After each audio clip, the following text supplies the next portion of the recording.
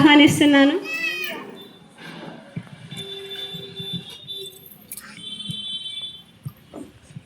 రోజు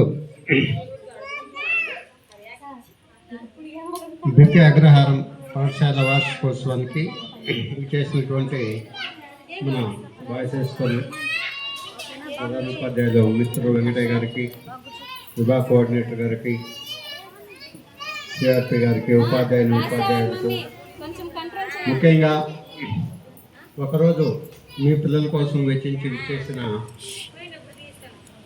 విద్యార్థుల తల్లిదండ్రులకు వందనములు. విద్యార్థులకు నా యొక్క శుభాకాంక్షలు.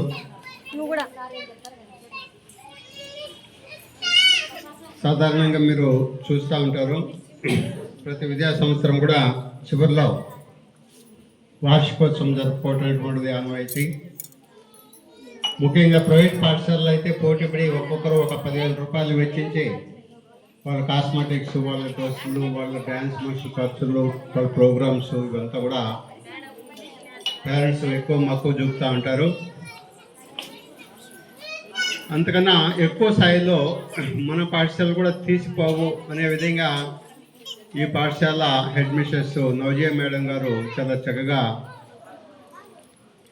ప్లాన్ చేసుకుని, మేడము ఎక్కడున్నా కానీ ఇలాంటి కార్యక్రమాలు గత సంవత్సరం కేఎస్ఎఫ్ స్కూల్లో చాలా దాదాపు 2 గంటల వరకు నిర్విఘ్నంగా నిర్వహించడం జరిగింది. ఇక్కడ కూడా చాలా మంచి ఆహ్లాదకరమైనటువంటి వాతావరణంలో ఈరోజు ఏర్పాటు చేయడమైంది. మేడం ఈ స్కూల్కి ఎందుకు వచ్చారనేసి ఇప్పుడే చెప్పారు. గత విద్యా సంవత్సరంలో ప్రభుత్వము కొన్ని సంస్కరణలు చేసింది. అంటే గతంలో ఎలిమెంటరీ స్కూళ్ళు, హై స్కూలు, కాలేజీ అనేటువంటి 3 సిస్టమ్తో పనిచేస్తూ ఉంది. ఇప్పుడు 1-2 తరగతులు మాత్రమే కొద్ది చోట్ల ఫౌండేషన్ స్కూల్ అని, మోడల్ ప్రైమరీ స్కూల్ అని, తర్వాత బేసిక్ స్కూల్ అని, నెక్స్ట్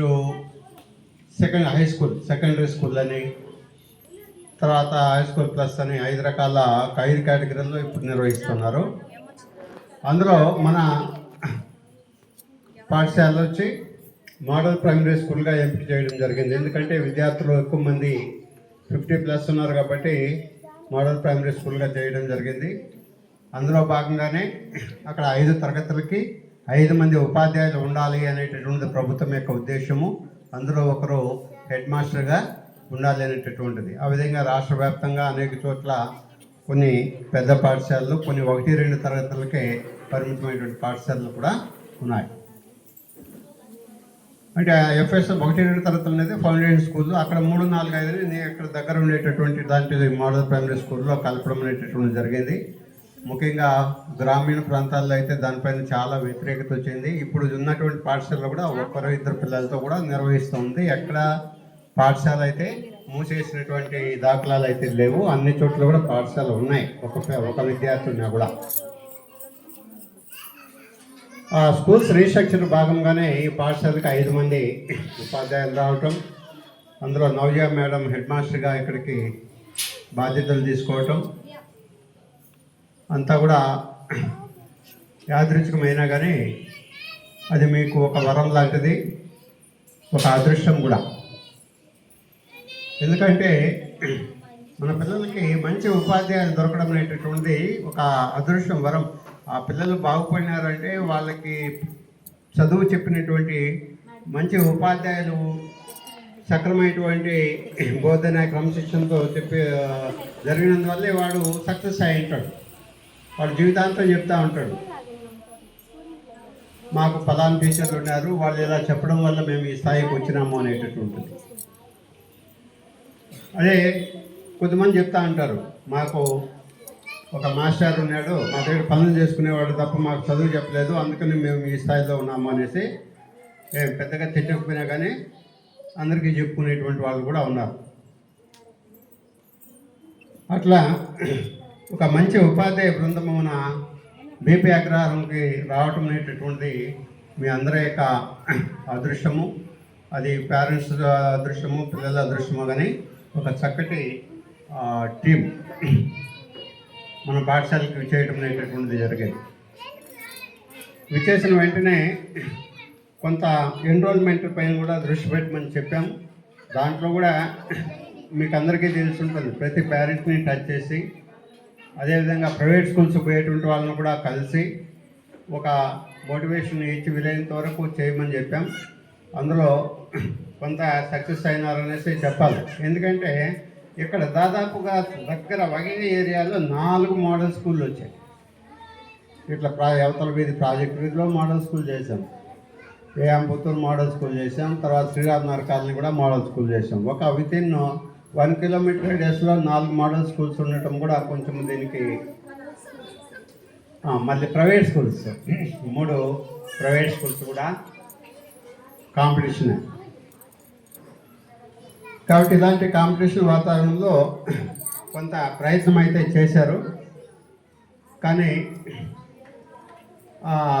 ఇంకా కూడా ఈ డెవలప్మెంట్ ఒక సంవత్సరంలోనే అంత చెప్పలేము కదా. కాబట్టి రాను రాను మీకే తెలుస్తుంది ఇక్కడ ఏ రకమైనటువంటి, అంటే గమనించాలి.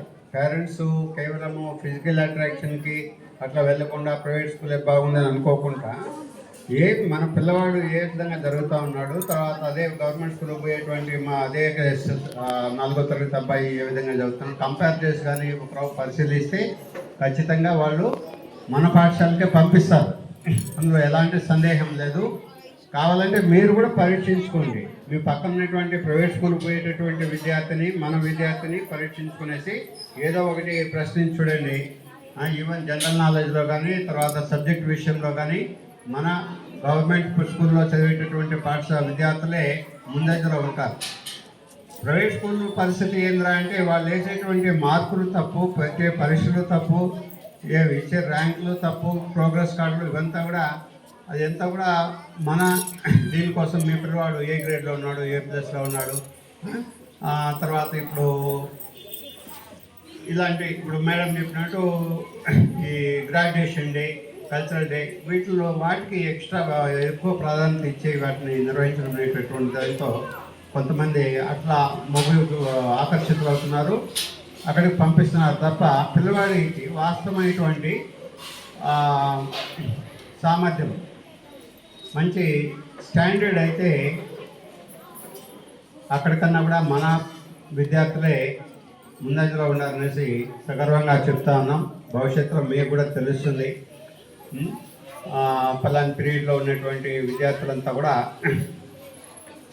ఒక మంచి ర్యాంకింగ్లో ఉన్నారు, ఒక మంచి పొజిషన్లో ఉన్నారు అనేటటువంటిది మనం భవిష్యత్తులో తప్పకుండా చూసాము. కాబట్టి మీరు పేరెంట్స్గా దీన్ని గుర్తించండి, పక్క వాళ్ళకి తెలియజేయండి. తర్వాత కొంచెం ఇంకా కూడా ఇది 100 వరకు 100 ఎన్రోల్మెంట్ జరగాలి అనేటటువంటిది నా యొక్క ఆశయం. దీనికి మోడల్ స్కూల్స్ అన్నింటికీ కూడా ప్రభుత్వం ఎక్కడ కూడా చిన్న లోపం కూడా లేకుండా, ఏ కొరత ఏ అవసరం ఉన్నా కానీ తక్షణంగా దానిపైన చర్య తీసుకునే విధంగా ప్రభుత్వం చొరవ చూపుతా ఉంది. నిన్న కూడా మీ పాఠశాలకు ఏం కావాలి, టాయిలెట్స్ ప్రాబ్లమా, రన్నింగ్ వాటర్ ప్రాబ్లమా, రిపేర్స్ ఉన్నాయా అని కూడా నిన్న కూడా ప్రొఫార్మా ఒకటి హెడ్ మాస్టర్స్ నుంచి తీసుకొని గవర్నమెంట్కి పంపడం జరిగింది. కాబట్టి మనకైతే ఎక్సలెంట్ ఇంతటి ఫిజికల్ స్ట్రక్చర్ స్కూల్ అట్మాస్ఫియరు బహుశా ప్రైవేట్ స్కూల్స్లో కూడా ఉండదు. చాలా బాగా మంచి వాతావరణంలో మన పాఠశాల ఉంది. బహుశా మన మున్సిపల్ స్కూల్స్ అన్నింటిలో కూడా బెస్ట్ ర్యాంకింగ్ మన పాఠశాలకి ఇవ్వచ్చు. అకామిడేషన్లో కానీ, స్టాండర్డ్లో కానీ దాదాపు చాలా స్కూల్స్ ఉన్నాయి. కానీ అన్నీ కూడా అప్పుడు ప్రాజెక్ట్ చూసాము. అప్పుడు కూడా స్కూల్ వాతావరణం అంతగా ఉండదు. ఎంజీ స్ట్రీటు అక్కడ అంతే. అన్ని చోట్ల నేను అన్నీ చూస్తుంటాను కాబట్టి పిల్లలు తిరగడానికి కానీ, తర్వాత ఈ మంచి చెట్లు అయితేమి, తర్వాత అకామిడేషన్ రూమ్స్ అయితేమి అన్నీ కూడా చాలా చక్కగా ఉన్నాయి. ఈవెన్ ప్రైవేట్ స్కూల్స్లో కూడా ఉండవు. ప్రైవేట్ స్కూల్స్లో మీరు చూసినట్లయితే అంతకొద్ది ఇరుకు గదిలో 30 మంది కూర్చొని ఉంటారు. మనకేమంటే దాదాపు 650 చదరపు అడుగులటువంటి ఒక పెద్ద విశాలమైనటువంటి తరగతి గదిలో ఒక 20 మంది కూర్చుంటే 20 మంది కూడా లేరు ఒక తరగతికి. ప్రస్తుతం అయితే 15 నుంచి అట్లున్నారు. తర్వాత ఫ్యాన్లు కానివ్వండి, ప్రతి ఒక్కరి గ్రీన్ చాక్ బోర్డ్స్ కానివ్వండి, తర్వాత ప్రతి రూమ్కి కూడా టీవీ ఫెసిలిటీ కూడా ఉంది దాదాపు. అట్లా ఈ ఐఎఫ్ఈ ప్యానల్స్ కానివ్వండి, ఇప్పుడు మీరు పక్కన ఉన్నటువంటి మన జెడ్పీ బాయ్స్ స్కూల్ కూడా చూసినట్లయితే అది ఇంకా కూడా జిల్లాలోనే ఒక గొప్ప పేరు మోసినటువంటి పాఠశాల. అక్కడ ఉన్నటువంటి ఫిజికల్ ఇన్ఫ్రాస్ట్రక్చర్ ఎక్కడ కూడా లేదనేసి అధికారులంతా కూడా ఏ ప్రోగ్రామ్ అయినా మాకే చెప్తారు, ఆకే చెప్తుంటారు. హెడ్ మాస్టర్కి విసురు లేకుండా సరే సార్ అనేసి ఒప్పుకుంటా ఉంటారు.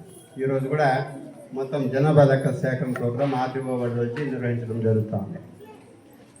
కాబట్టి అన్ని సదుపాయాలు కూడా బాగున్నాయి ప్రభుత్వ పాఠశాలలో. విద్యకి ఏ గవర్నమెంట్ వచ్చినా కానీ అత్యధిక ప్రాధాన్యత ఇస్తూ ఉంది. మంచి సదుపాయాలు అయితే ఉన్నాయి. అన్నిటికీ మించి మంచి అనుభవం కలిగినటువంటి, అర్హతలు కలిగినటువంటి ఉపాధ్యాయులంతా కూడా ఉన్నారు. గతంలో అయితే ఉపాధ్యాయుల కొరత ఉండేది.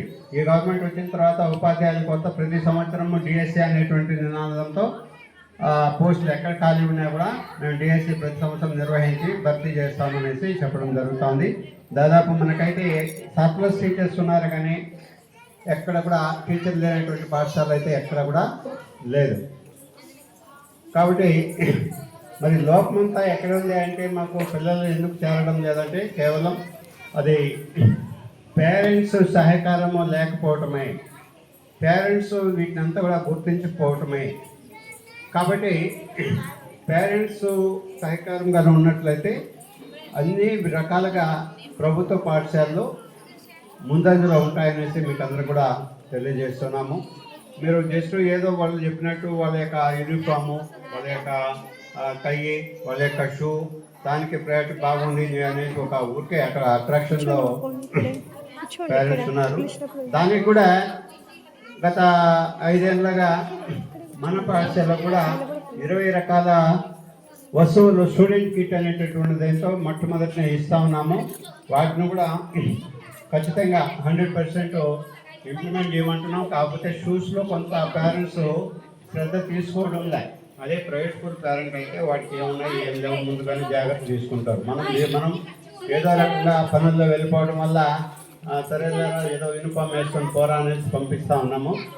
దాని పట్ల కూడా శ్రద్ధ తీసుకుని షూస్, టై, బెల్ట్, బ్యాగ్ ఇవన్నీ కూడా చాలా స్మార్ట్గా ఉండాలి అనేసి మేడం గారు చెప్తే మన పాఠశాలలో దాదాపుగా అది సక్సెస్ అయిందనేసి అనుకుంటున్నాం. దాదాపుగా అదే నేను అబ్జర్వ్ చేశాను కదా, ఐడి కార్డ్స్ కూడా ఇచ్చి, అంటే దేంట్లోనూ వాళ్ళకన్నా మనం తీసుకోవటం లేదు. కాబట్టి అన్ని రకాలుగా అన్నింటిలో కూడా ముందంజలో ఉన్నాము. కాబట్టి పేరెంట్స్ మీరు ఇవన్నీ గమనించండి. తర్వాత కొంచెము మీరు కొద్దిగా పట్టించుకోండి. ఇక్కడ ఎంతసేపు ఉపాధ్యాయులు చెప్పేది వింటారు, తర్వాత ఇంటికాడ వాడు ఏం చేస్తున్నాడు, మేడం గారు ఏం హోంవర్క్ ఇస్తున్నారు అనేటటువంటి కొంచెం పరిశీలిస్తే తప్పనిసరిగా మీ పిల్లలకి వేరే ట్యూషన్ అవసరం లే. ఆటోమేటిక్గా ఒక మంచి ప్రోత్సాహంతో పేరెంట్స్ ప్రోత్సాహం కొంచెం ఉంటే కూడా ఎంకరేజ్ చేస్తే, అరే మేడం హోంవర్క్ చేసేవా అనేసి అంటే అప్పుడు గుర్తు వచ్చి దాన్ని కంప్లీట్ చేయడం జరుగుతుంది. కాబట్టి అప్పుడు అది నెక్స్ట్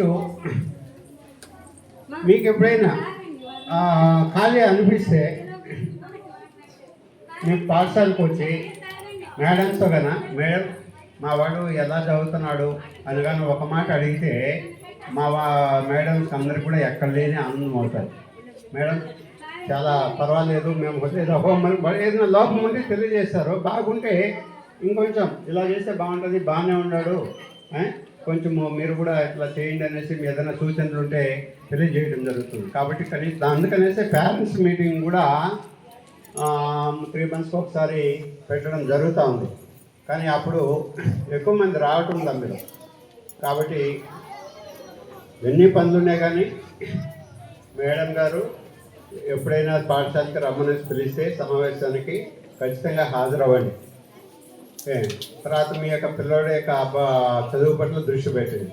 అంతేగాని మీరు ఇప్పుడు రోజు పని ఉంటుంది, రోజు సంపాదన పైనే కదా దృష్టి.